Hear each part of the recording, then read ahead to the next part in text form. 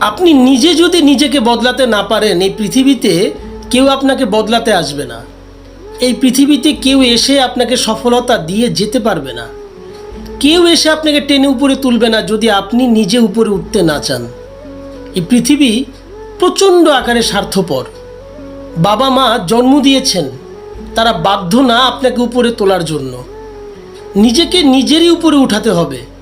নিজের জীবনের সুযোগটা নিজেকেই তৈরি করে নিতে হবে।